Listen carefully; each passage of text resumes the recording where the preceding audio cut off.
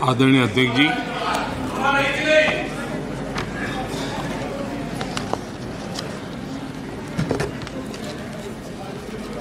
पिछले 3 दिवस से अनेक वरिष्ठ महानुभाव आदरणीय सदस्यों ने अपने विचार व्यक्त किए हैं।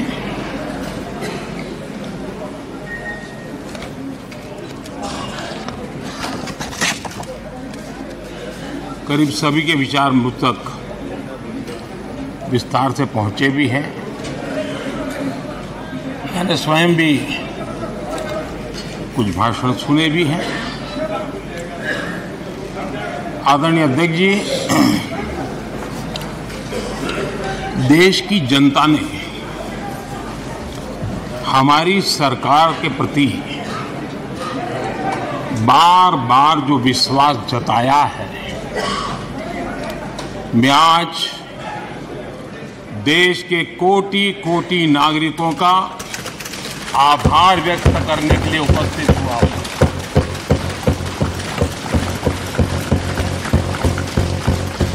और अध्यक्ष जी कहते हैं, भगवान बहुत दयालु है और भगवान की मर्जी होती है कि वो किसी न किसी के माध्यम से अपनी इच्छा की पूर्ति करता है, किसी न किसी को माध्यम बनाता है। मैं इसे भगवान का आशीर्वाद मानता हूं कि ईश्वर ने विपक्ष को सुझाया और वो प्रस्ताव लेकर आए।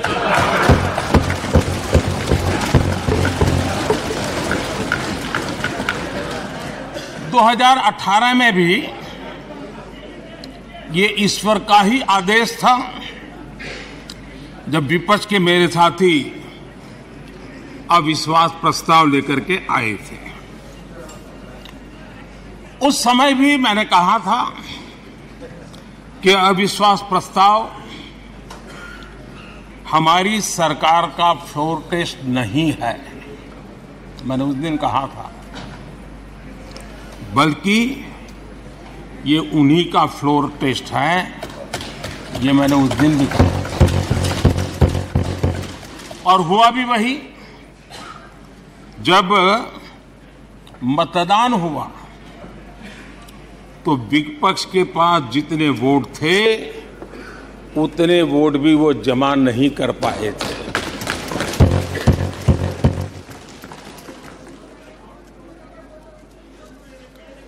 और इतना ही नहीं, जब हम सब जनता के पास गए तो जनता ने भी पूरी ताकत के साथ इनके लिए नो कॉन्फिडेंस घोषित कर दिया। और चुनाव में एनडीए को भी ज्यादा सीटें मिली और भाजपा को भी ज्यादा सीटें मिली। यानी एक तरह से विपक्ष का अविश्वास प्रस्ताव हमारे लिए शुभ होता है।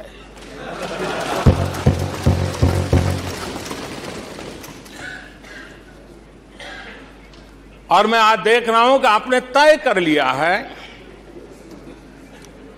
कि एनडीए और बीजेपी 2024 के चुनाव में पुराने सारे रिकॉर्ड तोड़ करके भव्य विजय के साथ जनता के आशीर्वाद से वापस आएंगे। आदरणीय अध्यक्ष जी, विपक्ष के प्रस्ताव पर यहां 3 दिनों से अलग अलग विषयों पर काफी चर्चा हुई है। अच्छा होता कि सत्र की शुरुआत के बाद से ही विपक्ष ने गंभीरता के साथ सदन की कार्यवाही में हिस्सा लिया होता। बीते दिनों इसी सदन ने और हमारे दोनों सदन ने जन विश्वास bill, मेडिएशन bill, dental commission bill, आदिवासियों के लिए जुड़े हुए bill, digital data protection bill, national research foundation bill, coastal aquaculture से जुड़ा बिल, ऐसे कई महत्वपूर्ण बिल यहां पारित किए। और ये ऐसे बिल थे जो हमारे फिशरमैन के हक के लिए थे और उसका सबसे ज्यादा लाभ केरल को होना था और केरल के सांसदों से ज्यादा अपेक्षा थी कि ऐसे बिल पर तो अच्छे ढंग से हिस्सा लेते, लेकिन राजनीति उन पर ऐसी हावी हो चुकी है कि उनको फिशरमैन की चिंता नहीं है।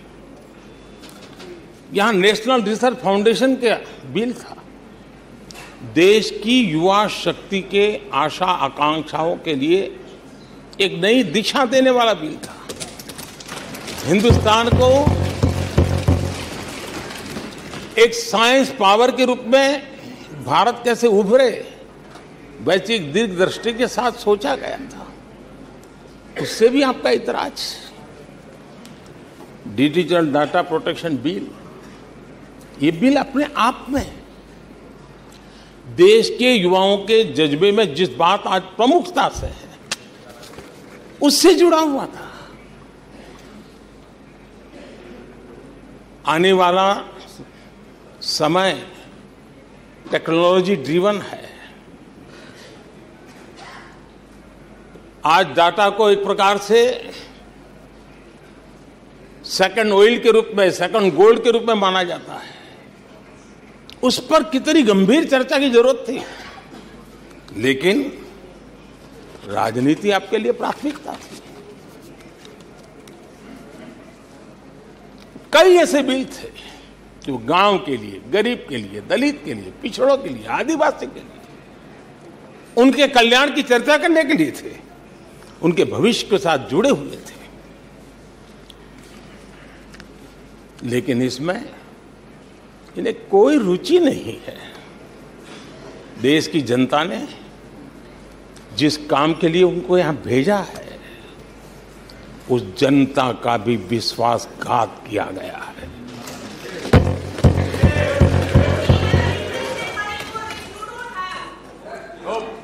विपक्ष के कुछ दलों के लिए उनके आचरण से, उनके व्यवहार से उन्होंने सिद्ध कर दिया है कि देश से ज्यादा उनके लिए दल है, देश से बड़ा दल है, देश से पहले प्राथमिकता दल है। मैं समझता हूं आपको गरीब के भूख की चिंता नहीं है, सत्ता की भूख, यही आपके दिमाग पे सवार है। आपको देश के युवाओं के भविष्य की परवाह नहीं है, आपको अपने राजनीतिक भविष्य की चिंता है। और माननीय अध्यक्ष जी, आप झूठे एक दिन सदन चलने भी दिया, किस काम के लिए?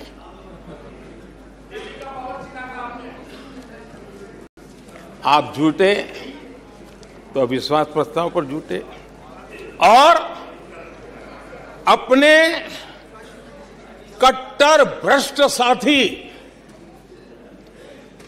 उनकी शर्त पर मजबूर होकर के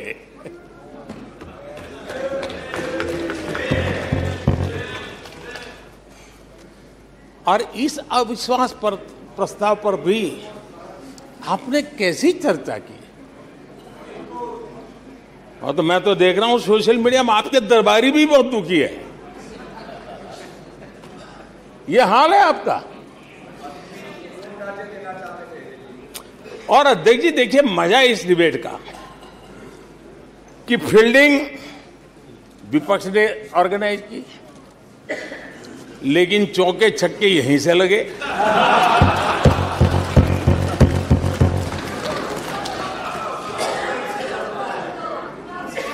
और विपक्ष नो कॉन्फिडेंस मोशन पे नो बॉल पर ही करता आगे चलता जा रहा है। इधर से सेंचुरी हो रही है, उधर से नो बॉल हो रहे हैं।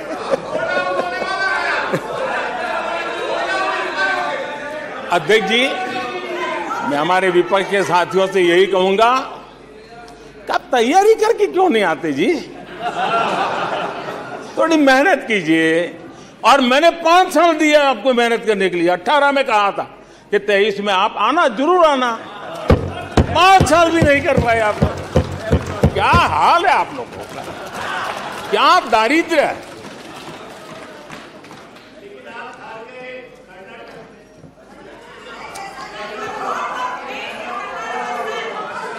आदरणीय अध्यक्ष जी,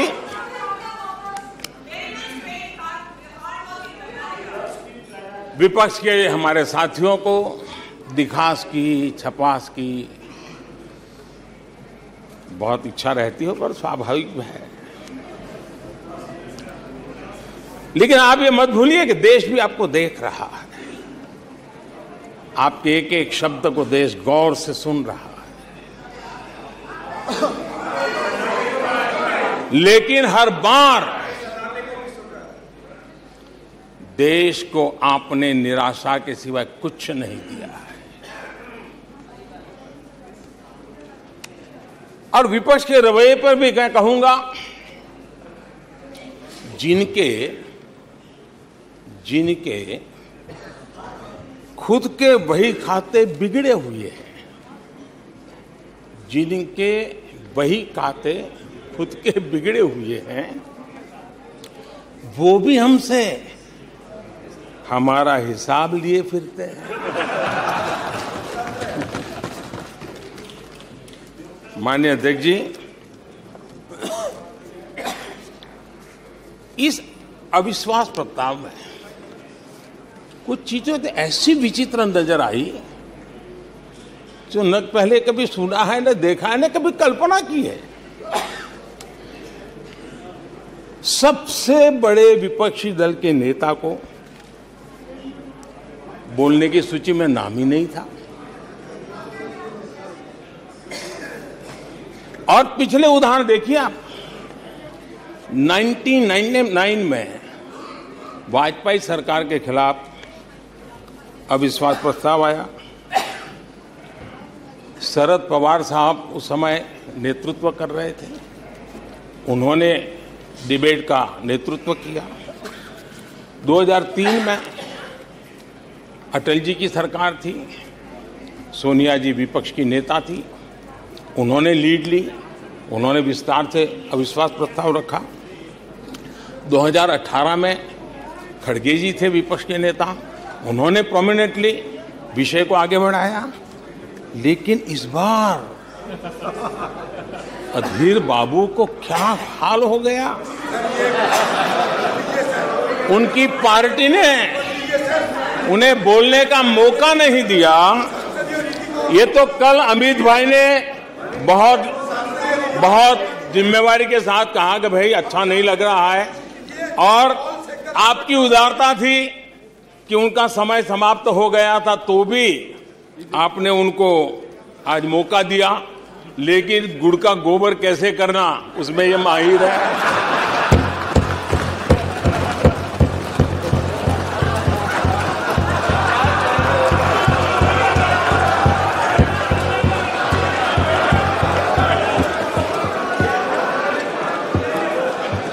मैं नहीं जानता हूं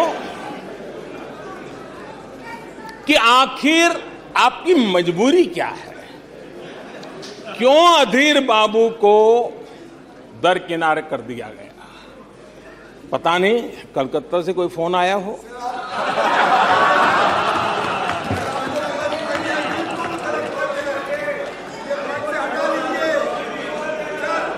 और कांग्रेस बार बार उनका अपमान करती है।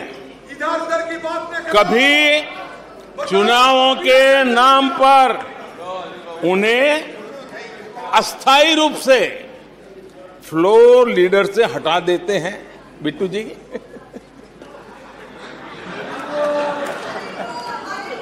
हम अधीर बाबू के प्रति अपनी पूरी संवेदना व्यक्त करते हैं।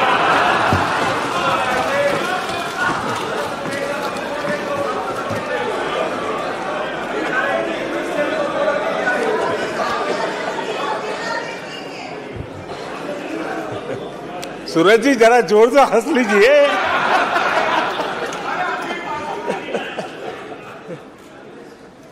आदरणीय अध्यक्ष जी, किसी भी देश के जीवन में, इतिहास में एक समय ऐसा आता है जब वो पुरानी बंदिशों को तोड़ करके एक नई ऊर्जा के साथ, नए उमंग के साथ, नए सपनों के साथ, नए संकल्प के साथ आगे बढ़ने के लिए कदम उठा लेता है। 21वीं सदी का ये कालखंड, और मैं बड़ी गंभीरता से इस पवित्र लोकतंत्र के मंदिर में बोल रहा हूं और लंबे अनुभव के बाद बोल रहा हूं कि ये कालखंड, सदी का ये वो कालखंड है जो भारत के लिए हर सपने सिद्ध करने का अवसर हमारे चरण पर होगा। और हम सब ऐसे टाइम पीरियड में हैं, चाहे हम हैं, चाहे आप हैं, देश के कोटि कोटि जन है। ये टाइम पीरियड बहुत अहम है, बड़ा महत्वपूर्ण है बदलते हुए विश्व में। और मैं इन शब्दों को भी बड़े विश्वास से कहना चाहता हूं कि ये कालखंड जो घड़ेगा उसका प्रभाव इस देश पर आने वाले 1000 साल तक रहने वाला है। 140 करोड़ देशवासियों का पुरुषार्थ इस कालखंड में अपने पराक्रम से, अपने पुरुषार्थ से, अपनी शक्ति से, अपने सामर्थ्य से जो करेगा वो आने वाले 1000 साल की मजबूत नींव रखने वाला है। और इसलिए इस कालखंड में हम सबका बहुत बड़ा दायित्व है, बहुत बड़ी जिम्मेवारी है हमारी। और ऐसे समय हम सबका एक ही फोकस होना चाहिए, देश का विकास, देश के लोगों के सपनों को पूरा करने का संकल्प, और उस संकल्प को सिद्धि तक ले जाने के लिए जी जान से जुट जाना, यही समय की मांग है। 140 करोड़ देशवासी, इन भारतीय समुदाय की सामूहिक ताकत हमें उस ऊंचाई पर पहुंचा सकती है। हमारे देश की युवा पीढ़ी का सामर्थ्य, आज विश्व ने उनका लोहा माना हुआ है, हम उन पे भरोसा करें। ये हमारी युवा पीढ़ी भी जो सपने देख रही हैं, वो सपनों को संकल्प के साथ सिद्धि तक पहुंचाने का सामर्थ्य रखती हैं। और इसलिए माननीय अध्यक्ष जी, 2014 में 30 साल के बाद देश की जनता ने पूर्ण बहुमत की सरकार बनाई और 2019 में भी उस ट्रैक रिकॉर्ड को देख करके उनके सपनों को संजोने का सामर्थ्य कहां है, उनके संकल्पों को सिद्ध करने की ताकत कहां पड़ी है, वो देश भली भांति पहचान गया। और इसीलिए 2019 में फिर एक बार हम सबको सेवा करने का मौका दिया और अधिक मजबूती के साथ दिया। आदरणीय अध्यक्ष जी, इस सदन में बैठे हुए प्रत्येक व्यक्ति की जिम्मेदारी है कि वो भारत के युवाओं के सपनों को, उनकी महत्वाकांक्षाओं को, उनकी आशा अपेक्षा के मुताबिक वो जो काम करना चाहता है उसके लिए हम अवसर दें। सरकार में रहते हुए हमने भी इस दायित्व को निभाने का भरपूर प्रयास किया है। हमने भारत के युवाओं को घोटालों से रहित सरकार दी है।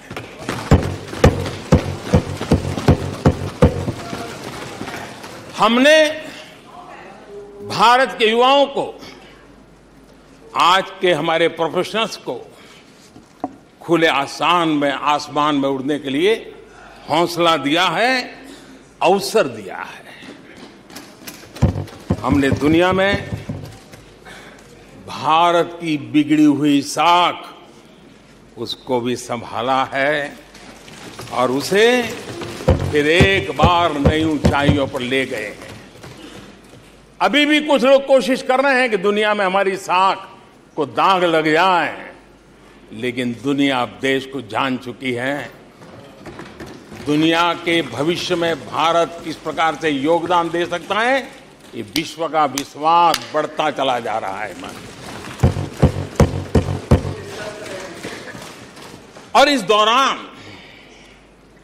हमारे विपक्ष के साथियों ने क्या किया? जब इतनी सानुकूल वातावरण, चारों तरफ संभावनाएं ही संभावनाएं,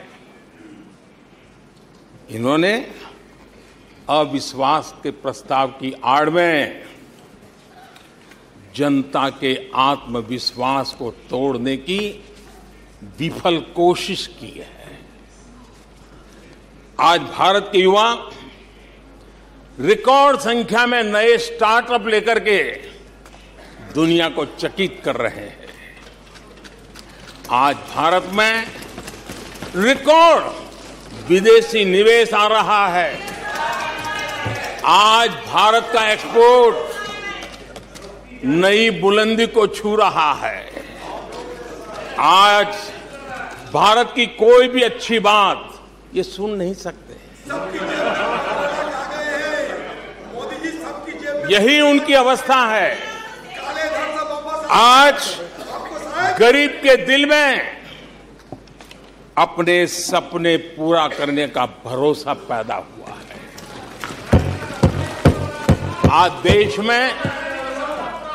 आज देश में गरीबी तेजी से घट रही है।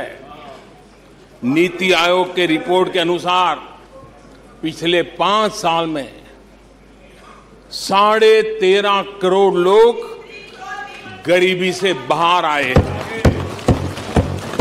आदरणीय अध्यक्ष जी,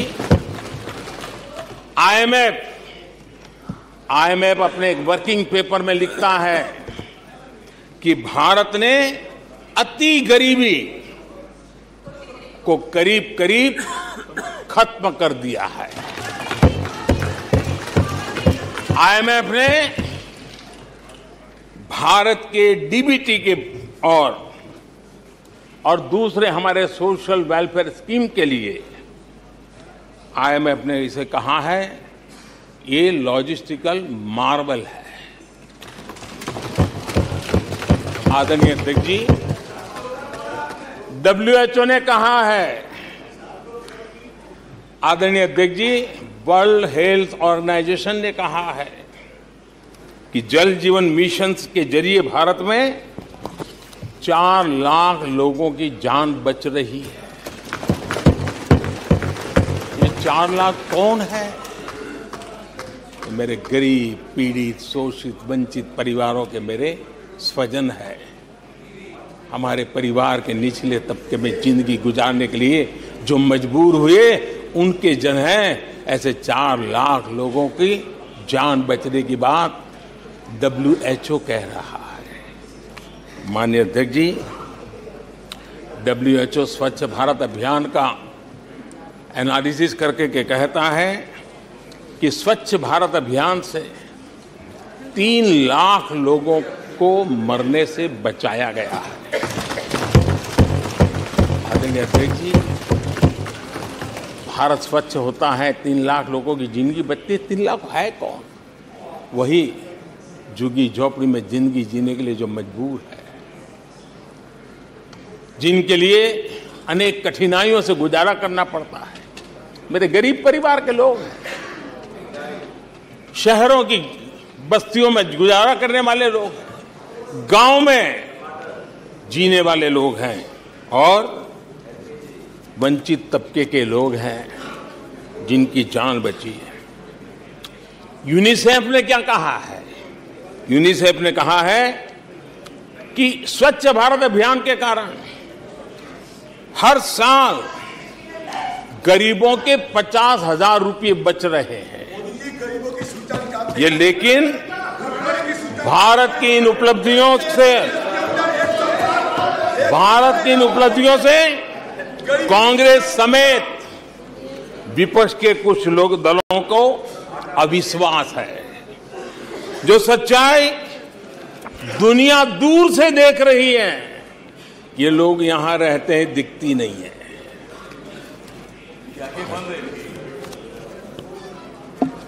आदरणीय अध्यक्ष जी, अविश्वास और घमंड इनकी रगों में रस बस गया है। वे जनता के विश्वास को कभी देख नहीं पाते हैं। अब ये जो शुतुरमुर्ग अप्रोच है, इसके लिए तो देश क्या कर सकता है? आदरणीय अध्यक्ष जी, जो पुरानी सोच वाले लोग रहते हैं, वो उस सोच से सहमत नहीं, लेकिन वो कहते हैं कि देखो भाई, जब कुछ शुभ होता है, कुछ मंगल होता है, घर में भी कोई अच्छा होता है, बच्चे भी कोई अच्छे कपड़े पहनता है, जरा साफ सुथरा होता है, तो काला टीका लगा देते हैं। आज देश का जो मंगल हो रहा है चारों तरफ, देश की जो चारों तरफ वाहवाही हो रही है, देश का जो जय जयकार हो रहा है, तो मैं आपका धन्यवाद करता हूं कि काले टीके के रूप में काले कपड़े में निकल के सदन में आकर के आपने इस मंगल को भी सुरक्षित करने का काम किया है। इसके लिए भी मैं आपका धन्यवाद करता हूं।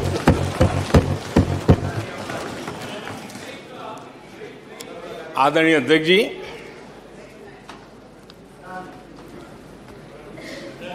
पिछले 3 दिन से भी हमारे विपक्ष के साथियों ने जी भर करके, डिक्शनरी खोल करके जितने अपशब्द मिलते हैं ले आए, जितने अपशब्दों का उपयोग कर सकते हैं भरपूर, पता नहीं कहां से ले आते हैं। लेकिन अच्छा है, थोड़ा मन का गुबार उनका निकल गया होगा, थोड़ा मन हल्का हुआ होगा, इतने अपशब्द बोल दिए हैं तो। और वैसे तो ये लोग मुझे दिन रात कोसते रहते हैं, उनकी ये फितरत है। और उनके लिए तो सबसे प्रिय नारा क्या है? मोदी तेरी कब्र खुदेगी। मोदी तेरी कब्र खुदेगी, मोदी तेरी कब्र खुदेगी, ये इनकी पसंदीदा नारा है। लेकिन मेरे लिए इनकी ये गालियां, ये अपशब्द, ये अलोकतांत्रिक भाषा, मैं उसका भी टॉनिक बना देता हूं।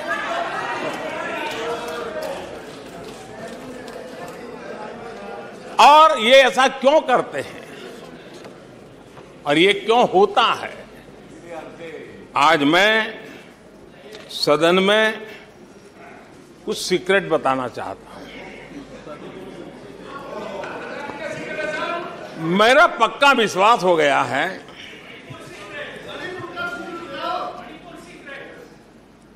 कि विपक्ष के लोगों को एक सीक्रेट वरदान मिला हुआ है। हाँ,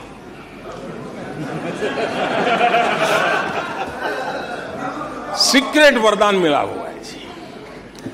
और वरदान ये कि ये लोग जिसका बुरा चाहेंगे उसका भलाई ही होगा।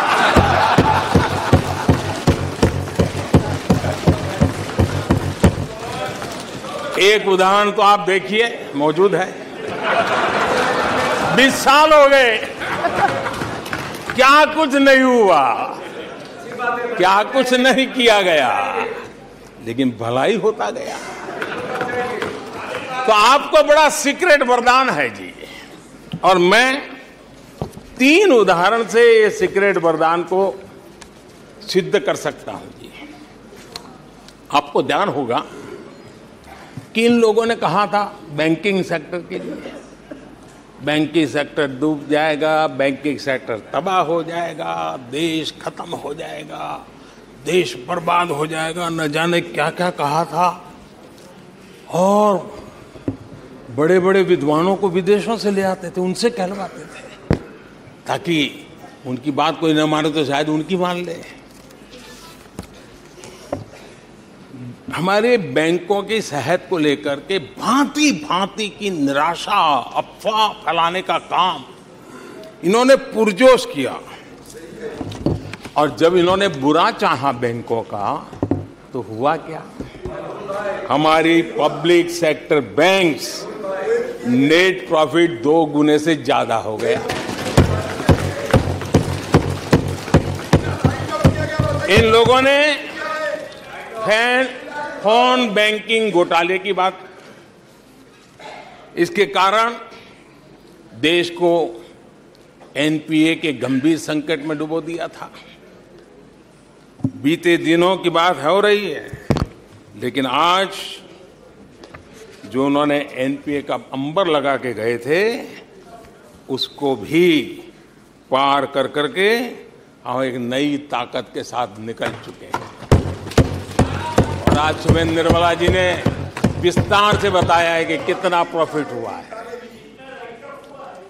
दूसरा उदाहरण, हमारे डिफेंस के हेलीकॉप्टर बनाने वाली सरकारी कंपनी HAL, ये HAL को लेकर के कितनी भली बुरी बातें इन्होंने करी थी। क्या कुछ नहीं कहा गया था HAL के लिए, और इसका दुनिया पे बहुत नुकसान करने वाली भाषा का प्रयोग किया गया था। और HAL तबाह हो गया है, HAL खत्म हो गया है, भारत की डिफेंस इंडस्ट्री खत्म हो चुकी है। ऐसा न जाने क्या क्या कहा गया था HAL के लिए। इतना ही नहीं, जैसे आजकल खेतों में जाकर के वीडियो शूट होता है, मालूम है ना? हाँ, खेतों में जाकर के वीडियो शूट होता है, हाँ। वैसा ही उस समय HAL फैक्ट्री के दरवाजे पर मजदूरों की सभा करके वीडियो शूट करवाया गया था, और वहां के कामगारों को भड़काया गया था। अब तुम्हारा कोई भविष्य नहीं है, तुम्हारे बच्चे मरेंगे, भूखे मरेंगे, HAL डूब रहा है। देश की इतनी महत्वपूर्ण इंस्टीट्यूट को इतना बुरा चाहा, इतना बुरा चाहा, इतना बुरा कहा कि वो सीक्रेट आज HAL सफलता की नई बुलंदियों को छू रहा है। HAL ने अपना highest ever highest revenue register किया है। इनके जी भर करके गंभीर आरोपों के बावजूद भी, वहां के कामदारों को, वहां के कर्मचारियों को उकसाने की भरपूर कोशिश के बावजूद भी आज HAL देश की आन बान शान बन के उठ रहा है। आदरणीय अध्यक्ष जी, जिसका बुरा चाहते हैं वो कैसे आगे बढ़ता है, मैं तीसरा उदाहरण देता हूं।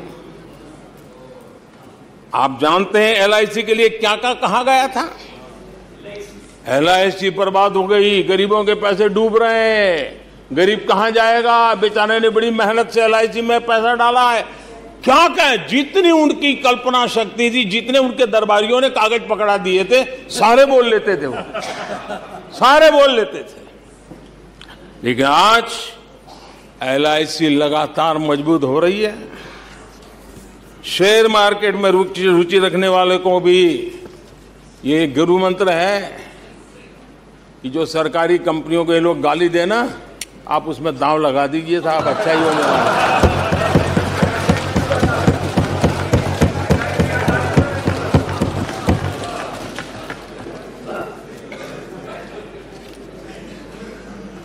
आदरणीय अध्यक्ष जी, ये लोग देश की जिन संस्थाओं की मृत्यु की घोषणा करते हैं, उन संस्थाओं का भाग्य चमक जाता है। और मुझे विश्वास है कि ये जैसे देश को कोसते हैं, लोकतंत्र को कोसते हैं, मेरा पक्का विश्वास है देश भी मजबूत होने वाला है, लोकतंत्र भी मजबूत होने वाला है, और हम तो होने ही वाले हैं। आदरणीय अध्यक्ष जी, ये वो लोग हैं जिन्हें देश के सामर्थ्य पर विश्वास नहीं। इन लोगों को देश के परिश्रम पर विश्वास नहीं है, देश के पराक्रम पर विश्वास नहीं है। कुछ दिन पहले मैंने कहा था कि हमारी सरकार के अगले टर्म में, तीसरे टर्म में, भारत दुनिया की तीसरी टॉप अर्थव्यवस्था बनेगा।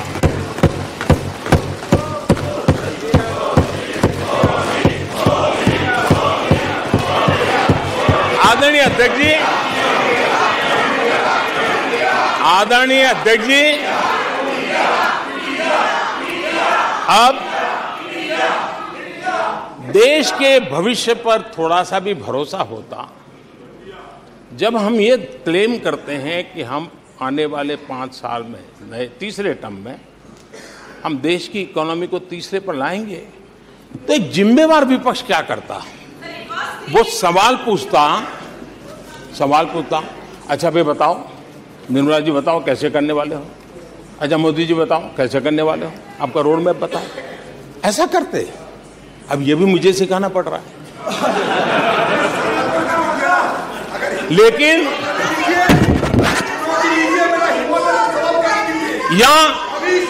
या वो कुछ सुझाव दे सकते थे, ये कुछ सुझाव दे सकते थे, या फिर कहते हम चुनाव में जनता के बीच जाकर के बताएंगे कि ये तीसरे की बात करते हैं, हम तो 1 नंबर पे लेके आएंगे, और ऐसे ऐसे लेके कुछ तो करते यार। लेकिन हमारे विपक्ष की त्रासदी ये है, और उनके राजनीतिक विमर्श पर गौर कीजिए। कांग्रेस के लोग क्या कह रहे हैं? अब देखिए कितना कल्पना दारिद्र्य है। इतने सालों तक सत्ता में रहने के बाद भी क्या अनुभवताहीन बातें सुनने को मिल रही है जी। क्या कहते हैं ये कहते हैं इस लक्ष्य तक पहुंच रहे, कुछ करने की जरूरत नहीं, ऐसे ही होने वाला है तीसरे नंबर पे। बताओ, मुझे लगता है कि इसी सोच के कारण वो सोते रहे इतने सालों तक, तो अपने आप होने वाला है। वो कहते हैं बिना कुछ किए तीसरे पहुंच जाएंगे, और कांग्रेस की माने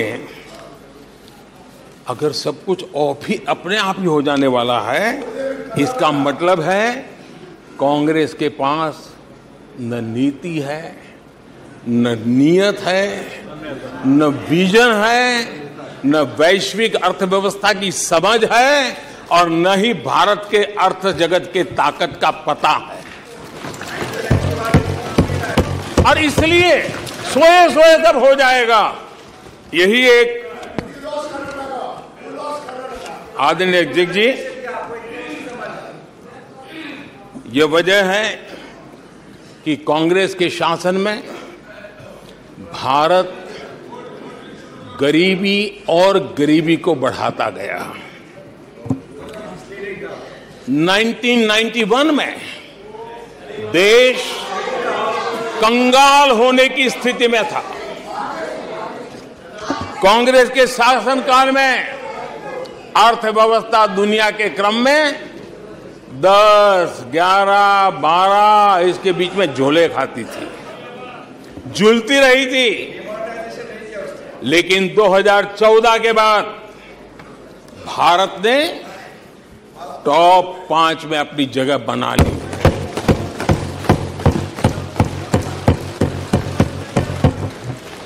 कांग्रेस के लोगों को लगता होगा कि ये कोई जादू से लकड़ी से हुआ है, लेकिन मैं आज सदन को बताना चाहता हूं माननीय अध्यक्ष, रिफॉर्म, परफॉर्म एंड ट्रांसफॉर्म एक निश्चित आयोजन, प्लानिंग और कठोर परिश्रम की पराकाष्ठा, और इसी की वजह से आज देश इस मुकाम पर पहुंचा है।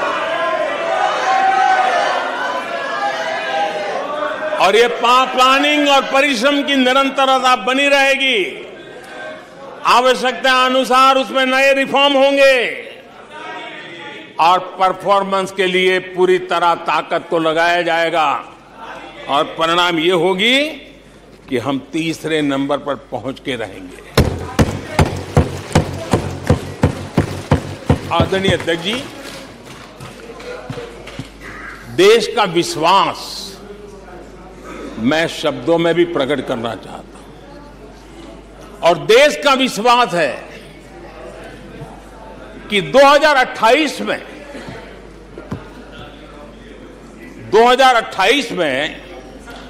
आप जब अविश्वास प्रस्ताव लेके आएंगे, तब ये देश पहले 3 में होगा। ये देश का विश्वास है।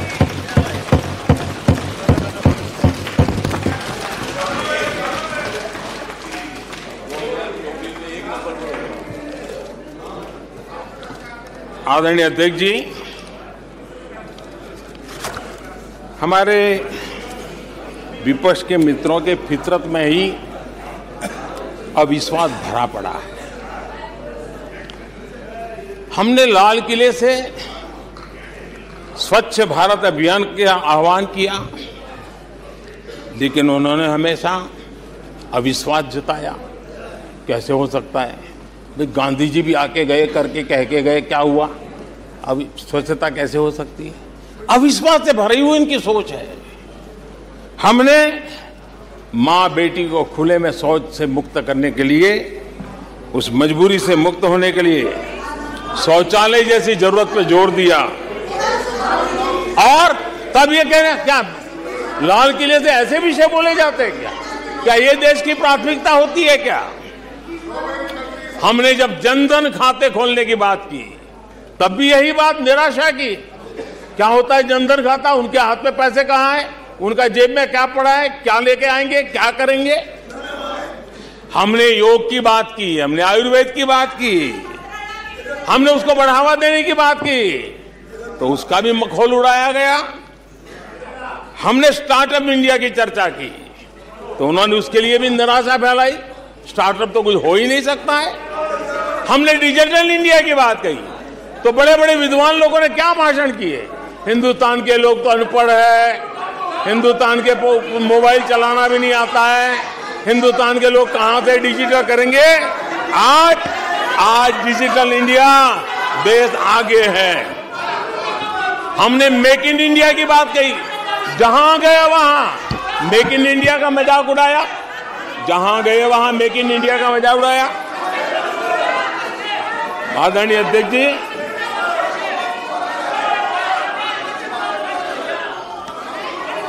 कांग्रेस पार्टी और उनके दोस्तों का इतिहास रहा है कि उन्हें भारत पर, भारत के सामर्थ्य पर कभी भी भरोसा नहीं रहा है।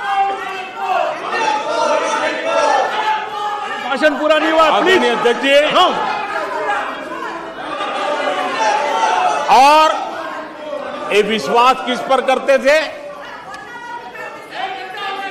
मैं जरा आज सदन को याद दिलाना चाहता हूं। पाकिस्तान सीमा पर हमले करता था। हमारे यहां आए दिन आतंकवादी भेजा जाता था और उसके बाद पाकिस्तान हाथ ऊपर करके मुकर जाता था, भाग जाता था, बोले हमारी तो कोई जिम्मेवारी नहीं है, कोई जिम्मा लेने को तैयार नहीं होता था। और इनका पाकिस्तान से ऐसा प्रेम था कि वो तुरंत पाकिस्तान की बातों पर विश्वास कर लेते थे। पाकिस्तान कहता था कि आतंकी हमले होते रहेंगे और बातचीत भी होती रहेगी। इन्हें यहां तक कहते भाई पाकिस्तान कह रहा है तो सही कहता होगा, ये इनकी सोच रही है। कश्मीर आतंकवाद की आग में दिन रात सुलग रहा था, जलता था, लेकिन कांग्रेस सरकार का काम कश्मीर के आम नागरिकों पर विश्वास नहीं था। वे विश्वास करते थे हुर्रियत पर, वे विश्वास करते थे अलगाववादियों के पर, वे विश्वास उन लोगों पर करते थे जो पाकिस्तान का झंडा लेकर के चलते थे। भारत ने आतंकवाद पर सर्जिकल स्ट्राइक किया, भारत ने एयर स्ट्राइक किया। इनको भारत की सेना पर भरोसा नहीं था, उनको दुश्मन के दावों पर भरोसा था। ये इनकी प्रवृत्ति थी। अध्यक्ष महोदय, आज दुनिया में कोई भी भारत के लिए अपशब्द बोलता है तो इन्हें उस पर तुरंत विश्वास हो जाता है, तुरंत उसको कैच कर लेते हैं। ऐसा मैग्नेटिक पावर है कि भारत खिलाफ हर चीजें वो तुरंत पकड़ लेते हैं। जैसे कोई विदेशी एजेंसी कहती है कि भूखमरी का सामना कर रहा कई देश भारत से बेहतर है, ऐसा झूठी बात आएगी तो भी पकड़ लेते और हिंदुस्तान में प्रचार करना शुरू कर देते, प्रेस कॉन्फ्रेंस कर देते हैं। भारत को बदनाम करने में क्या मजा आता है। दुनिया में कोई भी ऐसी बेतुकी बातों को मिट्टी के ढेले जैसी जिसकी कीमत ना हो, ऐसी बातों को तवज्जो देना ये कांग्रेस की फितरत रही है और तुरंत उसका भारत में एम्पलीफाई करना, प्रचार करना पूरी कोशिश टीम लग जाती है। कोरोना में की महामारी आई, भारत के वैज्ञानिकों ने मेड इन इंडिया वैक्सीन बनाया। उन्हें भारत के वैक्सीन पर भरोसा नहीं, उनको भारत के वैक्सीन पर भरोसा नहीं, विदेशी वैक्सीन पर भरोसा, ये इनकी सोच रही। आदरणीय अध्यक्ष जी,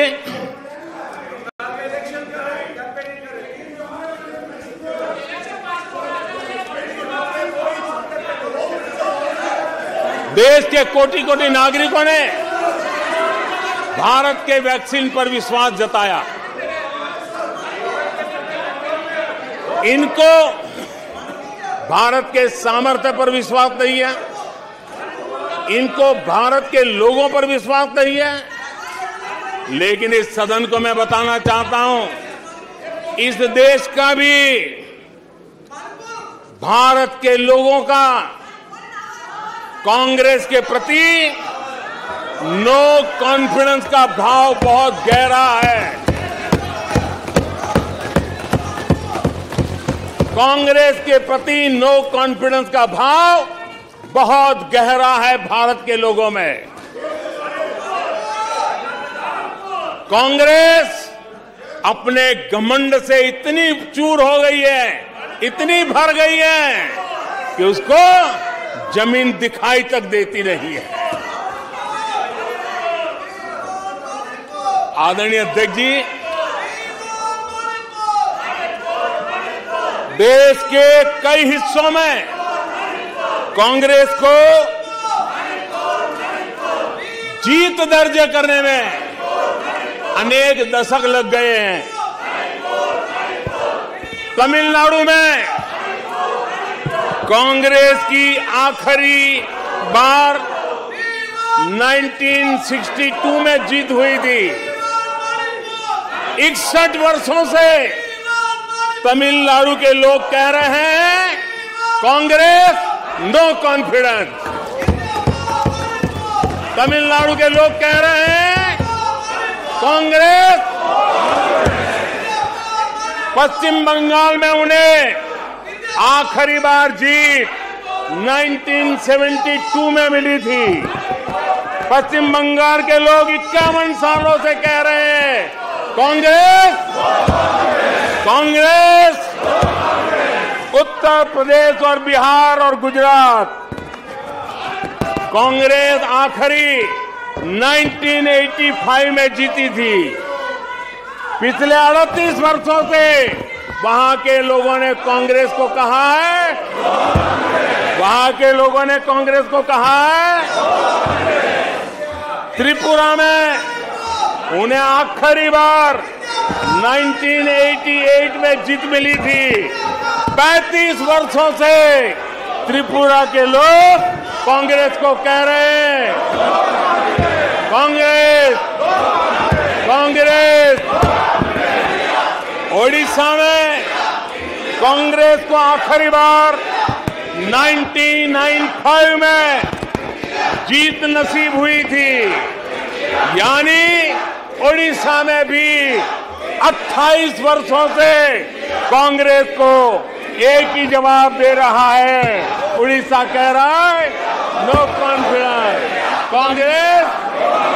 माननीय प्रधानमंत्री जी, नागालैंड में सभा की अनुमति हो तो सभा की कार्रवाई इस विषय की समाप्ति तक बढ़ाई जाती है। माननीय सदस्यगण, मैंने पहले भी आग्रह किया था कि नारेबाजी नहीं करेंगे और आप सबने सहमति दी थी। नारेबाजी नहीं करेंगे, न इधर से करेंगे न उधर से करेंगे, नहीं करेंगे दोनों तरफ से नारेबाजी। दो इधर से भी नहीं करेंगे उधर से भी नारेबाजी। प्लीज, आपने खुद ने व्यवस्था दी थी नारेबाजी नहीं करेंगे सदन में, नहीं करने किधर से भी नहीं करेंगे। माननीय प्रधानमंत्री जी,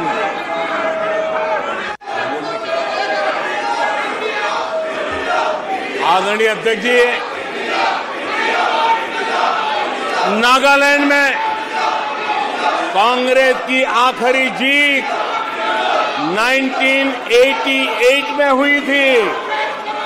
यहां के लोग भी 25 वर्षों से कह रहे हैं कांग्रेस कांग्रेस। दिल्ली, आंध्र प्रदेश और पश्चिम बंगाल में तो एक भी विधायक खाते में नहीं है। जनता ने कांग्रेस के प्रति बार बार नो कॉन्फिडेंस घोषित किया है। आदरणीय अध्यक्ष जी, मैं आज इस मौके पर आपके काम की बात बताता हूं, आपके काम की बात बताता हूं, आपकी भलाई के लिए बोल रहा हूं, आपकी भलाई के लिए बोल रहा हूं।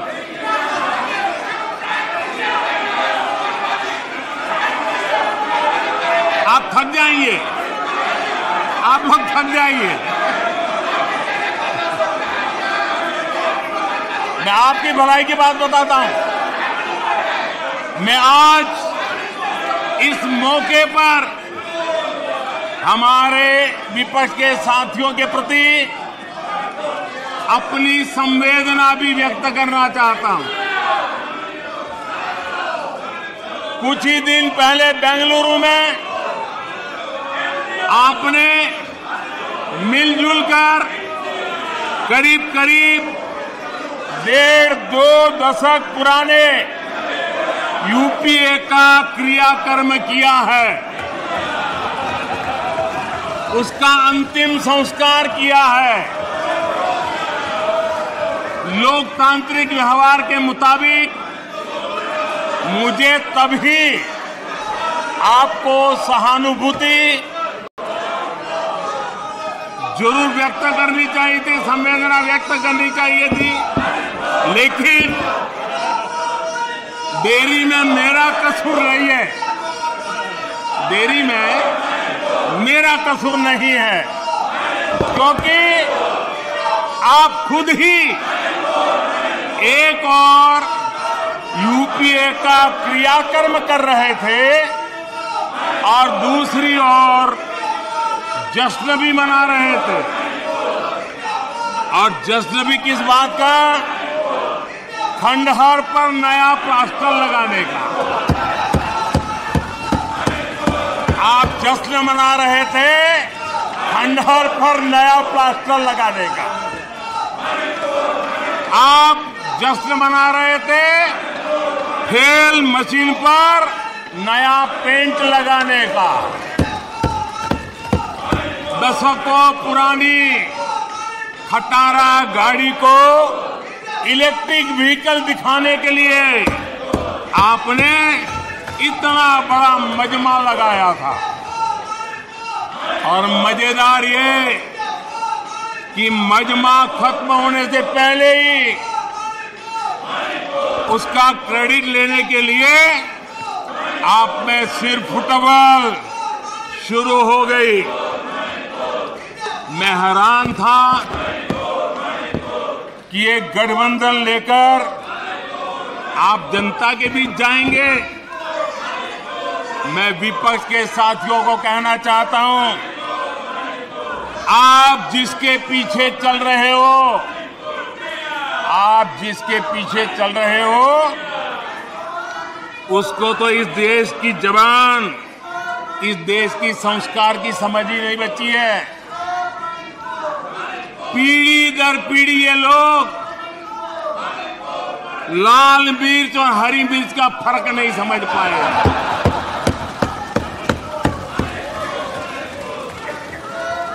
लेकिन आप में से कई साथियों को मैं जानता हूं। आप सबको भारतीय मानस को जानने वाले लोग, आप लोग भारत के मिजाज को पहचानने वाले लोग हैं। वेश बदलकर धोखा देने की कोशिश करने वालों की हकीकत सामने आ ही जाती है। जिन्हें सिर्फ नाम का सहारा है, जिन्हें सिर्फ नाम का सहारा है, उन्हीं के लिए कहा गया है, दूर युद्ध से भागते, दूर युद्ध से भागते, नाम रखा रणधीर। दूर युद्ध से भागते, नाम रखा रणधीर। भाग्य चंद की आज तक, भाग्य चंद की आज तक सोई है तकदीर। भाग्य चंद की आज तक सोई है तकदीर। आदरणीय अध्यक्ष जी, इनकी मुसीबत ऐसी है कि खुद को जिंदा रखने के लिए, खुद को जिंदा रखने के लिए इनको एनडीए का ही सहारा लेना पड़ा है। खुद को जिंदा रखने के लिए इन्हें एनडीए का ही सहारा लेना पड़ा है। लेकिन आदत के मुताबिक घमंड का जो आई है ना, आई, वो उनको छोड़ता नहीं है। और इसलिए एनडीए में 2 आई पिरो दिए, 2 घमंड के आई पिरो दिए। पहला आई 26 दलों का घमंड और दूसरा आई एक परिवार का घमंड। एनडीए भी चुरा लिया कुछ बचने के लिए और इंडिया के भी टुकड़े कर दिए। I dot N dot D dot I dot आदरणीय अध्यक्ष जी,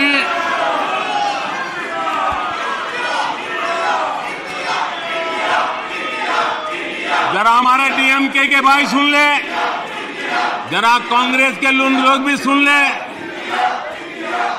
अध्यक्ष महोदय, यूपीए को लगता है कि देश के नाम का इस्तेमाल करके अपनी विश्वसनीयता बढ़ाई जा सकती है, लेकिन कांग्रेस के सहयोगी दल, कांग्रेस के अटूट साथी तमिलनाडु सरकार में एक मंत्री 2 दिन पहले ही ये कहा है, तमिलनाडु सरकार के एक मंत्री ने कहा है, इंडिया उनके लिए कोई मायने नहीं रखता, इंडिया उनके लिए कोई मायने नहीं रखता। उनके मुताबिक तमिलनाडु तो भारत में है ही नहीं। आदरणीय अध्यक्ष जी, आज मैं गर्व के साथ कहना चाहता हूं, तमिलनाडु वो प्रदेश है, तमिलनाडु वो प्रदेश है जहां हमेशा देशभक्ति की धाराएं निकली है। तमिलनाडु वो प्रदेश है जहां हमेशा देशभक्ति की धाराएं निकली है। जिस राज्य ने हमें राजा जी दिए, जिस राज्य ने हमें कामराज दिए, जिस राज्य ने हमें एमजीआर दिए, जिस राज्य ने हमें अब्दुल कलाम दिए, आज उस तमिलनाडु से स्वर सुनाई दे रहे हैं। आदरणीय अध्यक्ष जी, जबकि आपके अलायंस अंदर ही अंदर ऐसे लोग हो जो अपने देश के अस्तित्व को नकारते हो, तो आपकी गाड़ी कहां जाकर के रुकेगी? जरा आत्मचिंतन करने का मौका मिले और आत्मा बचाओ तो जरूर करिएगा।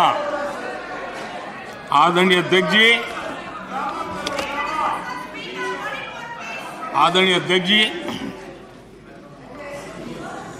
नाम को लेकर उनका ये चश्मा आज का नहीं है। नाम को लेकर ये जो मोह है ना, वो उनका आज का नहीं है, ये दशकों पुराना चश्मा है। इन्हें लगता है कि नाम बदलकर देश पर राज कर लेंगे। गरीब को चारों तरफ उनका नाम तो नजर आता है, लेकिन उनका काम कहीं नजर नहीं आता। अस्पतालों में नाम उनके हैं, इलाज नहीं है। शैक्षणिक संस्थाएं नाम लटक रहे हैं, सड़कों हो, पार्क हो, उनका नाम, गरीब कल्याण की योजनाओं पर उनका नाम, खेल पुरस्कारों पर उनका नाम, एयरपोर्ट पर उनका नाम, म्यूजियम पर उनका नाम। अपने नाम से योजनाएं चलाई और फिर उन योजनाओं में हजारों करोड़ के भ्रष्टाचार किए। समाज के अंतिम छोर पर खड़ा व्यक्ति काम होते देखना चाहता था, लेकिन उसे मिला क्या? सिर्फ परिवार का नाम। अध्यक्ष महोदय, कांग्रेस की पहचान से जुड़ी कोई चीज उनकी अपनी नहीं है, कोई चीज उनकी अपनी नहीं है। चुनाव चिन्ह से लेकर विचारों तक सब कुछ कांग्रेस अपना होने का दावा करती है, वो किसी और से लिया हुआ है। आदरणीय अध्यक्ष जी, प्लीज माननीय सदस्य, प्लीज सीट पे जाइए, सीट पे।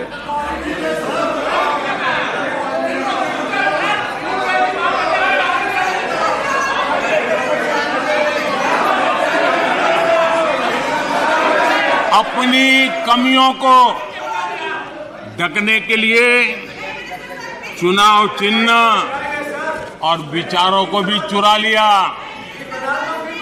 फिर भी जो बदलाव हुए हैं उसमें पार्टी का घमंड ही दिखता है। ये भी दिखता है कि 2014 से वो किस तरह डिनायल के मोड में है। पार्टी के संस्थापक कौन? एओ ह्यूम एक विदेशी थे जिन्होंने पार्टी बनाई। आप जानते हैं 1920 में भारत के स्वतंत्रता संग्राम को एक नई ऊर्जा मिली। 1920 में एक नया ध्वज मिला और देश ने उस ध्वज को अपना लिया। तो रातों रात कांग्रेस ने उस ध्वज की ताकत देख करके उसे भी छीन लिया और प्रतीक को देखा कि ये गाड़ी चलाने के लिए ठीक रहेगा। 1920 से खेल चल रहा है और उनको लगा कि तिरंगा झंडा देखेंगे तो लोग देखेंगे उनकी बात हो रही है। ये उन्होंने खेल किया। वोटरों को बुलाने के लिए गांधी नाम भी हर बार वो भी चुरा लिया। कांग्रेस के चुनाव चिन्ह देखिए, 2 बैल, गाय बछड़ा और फिर हाथ का पंजा। ये सारे उनके कारनामे उनकी हर प्रकार की मनोवृत्ति का प्रतिबिंब करता है, उसको प्रकट करते हैं और ये साफ दिखाता है कि सब कुछ एक परिवार के हाथों में सब केंद्रित हो चुका है। आदरणीय अध्यक्ष जी, ये इंडिया गठबंधन नहीं है, ये इंडिया गठबंधन नहीं है, एक घमंडिया गठबंधन है। ये इंडिया गठबंधन नहीं है, घमंडिया गठबंधन है। और इसकी बारात में हर कोई दूल्हा बनना चाहता है, सबको प्रधानमंत्री बनना है।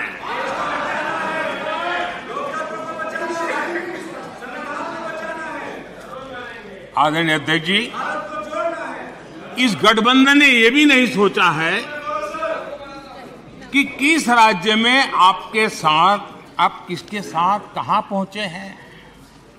पश्चिम बंगाल में आप टीएमसी और कम्युनिस्ट पार्टी के खिलाफ है और दिल्ली में एक साथ है।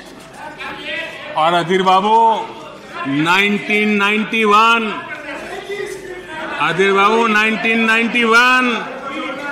पश्चिम बंगाल विधानसभा का चुनाव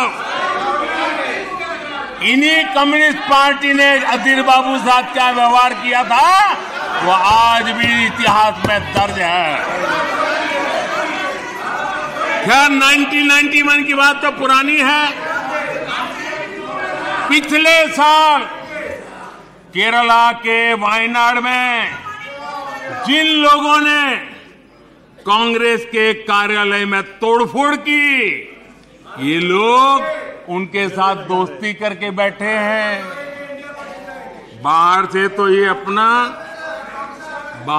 तो अपना लेबल बदल सकते हैं, लेकिन पुराने पापों का क्या होगा, यह पाप आपको लेके डूबेंगे।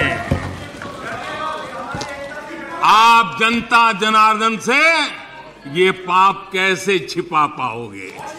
आप नहीं छिपा सकते हो। और इनको आज जो हालत, इसलिए मैं कहना चाहता हूं, अभी हालात ऐसे हैं, इसलिए हाथों में हाथ। अभी हालात ऐसे हैं इसलिए हाथों में हाथ। जहां हालात तो बदले,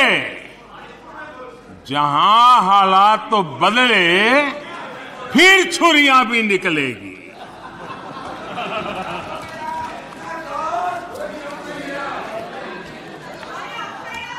आदरणीय अध्यक्ष जी,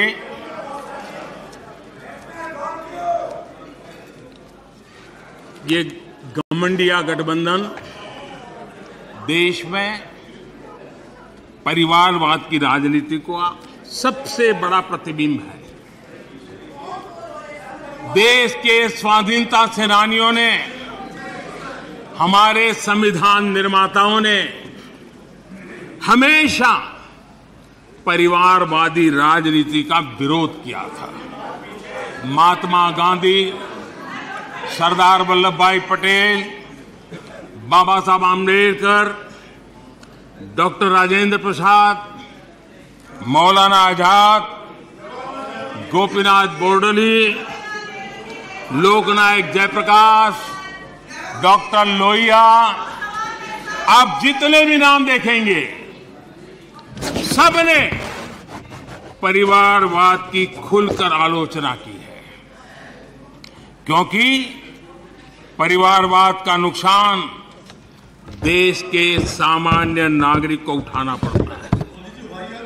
परिवारवाद सामान्य नागरिक के उसके हकों, उसके अधिकारों से वंचित है।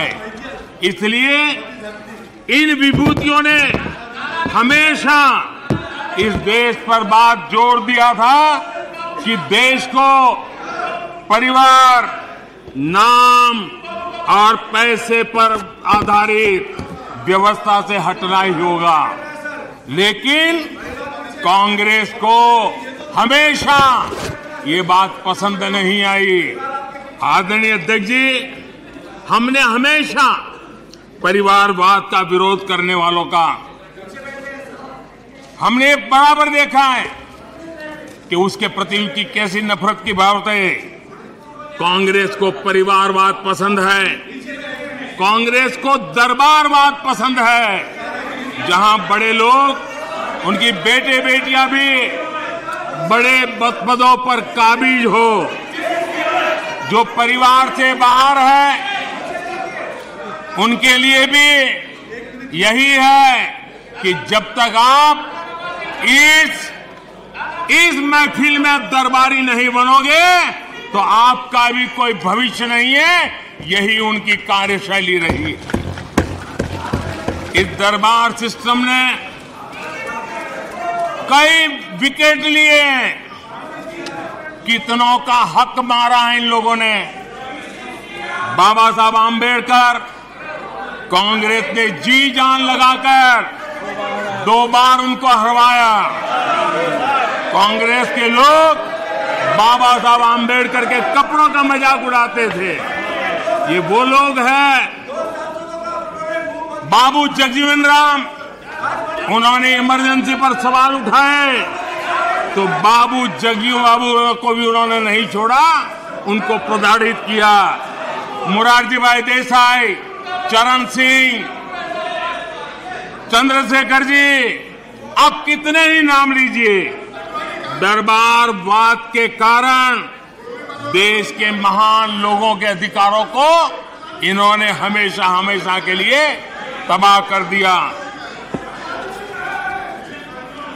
यहां तक कि जो दरबारी नहीं थे, जो दरबारवाद से जुड़े नहीं थे, उनके पोर्ट्रेट तक पार्लियामेंट में लगाने से इनको झिझक होती थी। 1990 में उनके पोर्ट्रेट सेंट्रल हॉल में तब लगी जब बीजेपी समर्थित गैर कांग्रेसी सरकार सामने आई। लोहिया जी की पोर्ट्रेट भी संसद में तब लगी जब 1991 में गैर कांग्रेस सरकार बनी। नेताजी की पोर्ट्रेट 1978 में सेंट्रल हॉल में लगाई जब जनता पार्टी की सरकार थी। लाल बहादुर शास्त्री और चरण सिंह, उनका पोर्ट्रेट भी 1993 में गैर परिवार की सरकार में लगा। सरदार पटेल के योगदान को भी कांग्रेस ने हमेशा नकारा। सरदार साहब को समर्पित विश्व की सबसे ऊंची स्टैच्यू ऑफ यूनिटी प्रतिमा बनाने का गौरव भी हमें प्राप्त हुआ। हमारी सरकार ने दिल्ली में पीएम म्यूजियम बनाया, सारे पूर्व प्रधानमंत्रियों को सम्मान दिया। पीएम म्यूजियम दल और पार्टी से ऊपर उठकर सभी प्रधानमंत्रियों को समर्पित है। उनको ये भी नहीं पता है, क्योंकि उनके परिवार के बाहर का कोई भी प्रधानमंत्री बना हो, वो उनको मंजूर नहीं है, वो उनको स्वीकार नहीं है।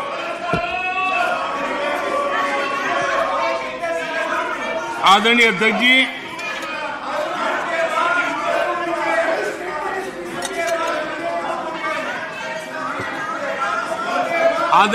जी, बहुत बार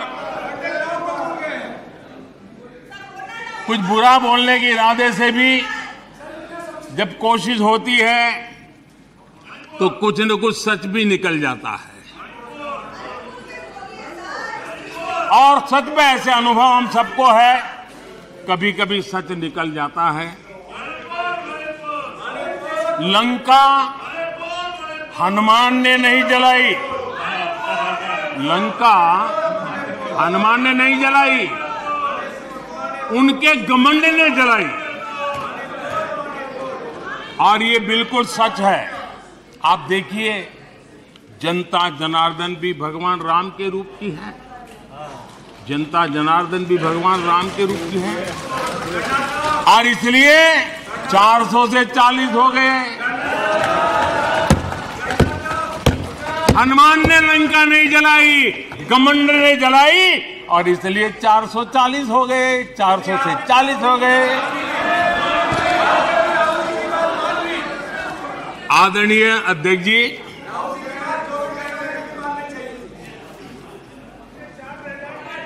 सच्चाई तो ये है,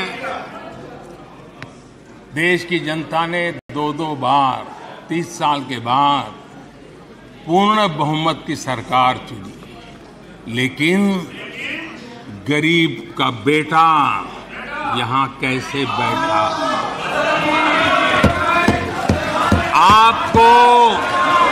आपको जो हक था, आप अपनी पारिवारिक पीढ़ी मानते थे, वो यहां कैसे बैठ गया? ये चुभन अभी भी आपको परेशान कर रही है, आपको सोने नहीं देती है, और देश की जनता भी आपको सोने नहीं देगी, 2024 में भी सोने नहीं देगी। आदरणीय अध्यक्ष जी, कभी इनके जन्मदिन पर हवाई जहाज में केक काटे जाते थे, कभी इनके जन्मदिन पर हवाई जहाज में केक काटे जाते थे, आज उस हवाई जहाज में गरीब के लिए वैक्सीन जाता है। ये फर्क है। आदरणीय अध्यक्ष जी, एक जमाना था, कभी ड्राई क्लीन के लिए कपड़े हवाई जहाज से आते थे, आज गरीब हवाई चप्पल वाला हवाई जहाज में उड़ रहा है। आदरणीय अध्यक्ष जी, कभी छुट्टी। तो संसद से इस वक्त प्रधानमंत्री नरेंद्र मोदी को आप लगातार सुनते हुए, जहां पर प्रधानमंत्री की तरफ से अविश्वास पर जवाब दिया जा रहा है कि देश की जनता को विपक्ष पर विश्वास नहीं है, देश की जनता को इनके उन कामों पर विश्वास नहीं है जिसका आधार बनाकर ये हमेशा अविश्वास लेकर आ जाते हैं। देश की जनता को हम पर विश्वास है और इसीलिए हम आज यहां पर हैं और उनकी आवाज को बुलंद कर रहे हैं। और सीधे आपको लिए चलते हैं रांची।